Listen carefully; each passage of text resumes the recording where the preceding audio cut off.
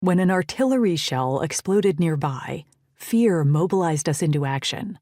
Instinctively, we both dove for cover under the only folding table in the tent, deep in the backwoods of North Carolina. We emerged moments later, pantsuits covered in dust, to the laughter of half a dozen U.S. Special Operations officers who hadn't even flinched. After 6 years of traveling the world as part of Business on the Front Lines, BOTFL, an MBA course exploring the role of business in rebuilding war-torn societies, we were no strangers to the sounds of gunfire in the distance. That year alone, we had served local partners in Rwanda, Sierra Leone, and Guatemala. But this was the closest we had been to an explosion. Up until this point, we had collaborated mainly with humanitarian organizations and multinational corporations, but we were intrigued by the opportunity to work with a branch of the U.S. Armed Services.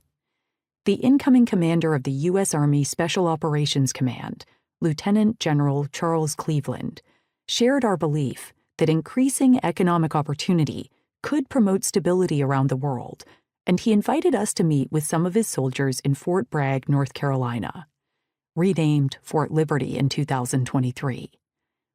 Upon our arrival, we piled into a jeep with several officers who, unbeknownst to us, had brought us onto a forward operating base, FOB in military speak, during a live fire training exercise.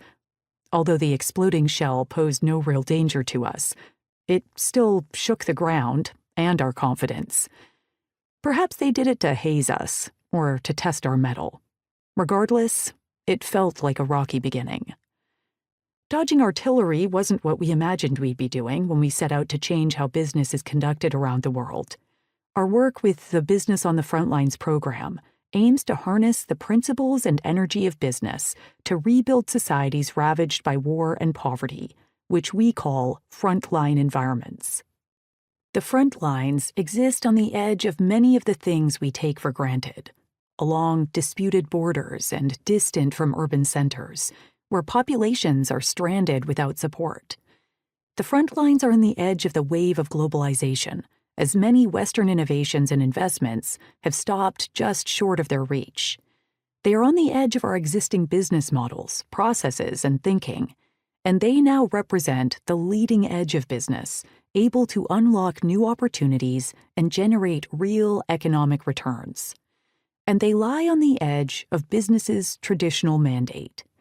Although business has historically been left out of the peace-building and development puzzle, when done thoughtfully and in concert with cross-sector partners, it can become an integral part of imagining novel solutions to the world's thorniest problems.